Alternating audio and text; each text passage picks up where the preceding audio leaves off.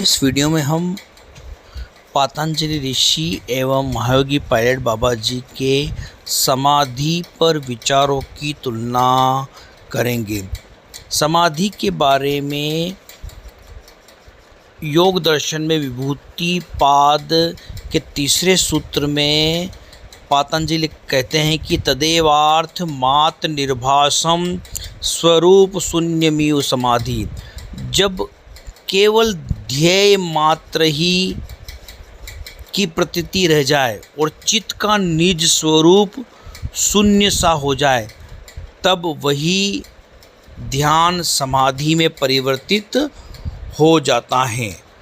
अर्थात ध्यान में ध्याता यानी कि ध्यान करने वाला और ध्येय यानी कि जिस वस्तु का ध्यान किया जा रहा है, इन दोनों का द्वैत पाया जाता है।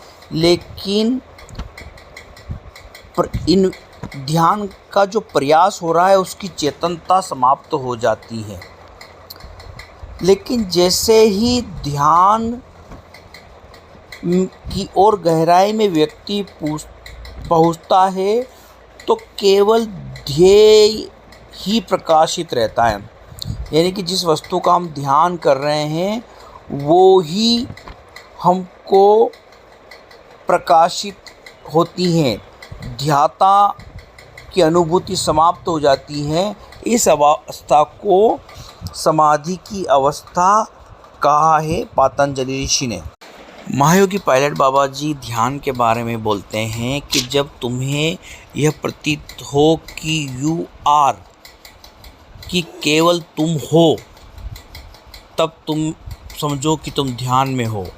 और जब तुम्हें यह आभास हो कि यू आर एवरीवेयर, तुम हर जगह हो, तब तुम समाधि में हो। अर्थात जब तुम भूमध्य पर ध्यान कर रहे हो और जब तुम ध्यान में होंगे तब तुम्हें भूमध्य की अनुभूति लगातार होगी, लेकिन तुम्हें तुम्हारी अनुभूति भी होगी, वही ध्यान है। लेकिन समाधि में केवल तुम्हारा ध्येय यानी कि भूमध्य ही शेष बचेगा।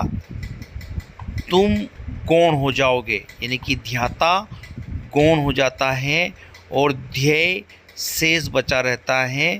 इसे ही समाधि कहते हैं। इसी अवस्था में बाबा जी आपको बताते हैं कि तुम्हें उस समय यह अनुभूति होगी कि तुम हर जगह हो, और ध्यान में तुम्हें अनुभूति होगी कि तुम हो, यानी कि तुम्हारे एग्जिस्टेंस का पता लगेगा।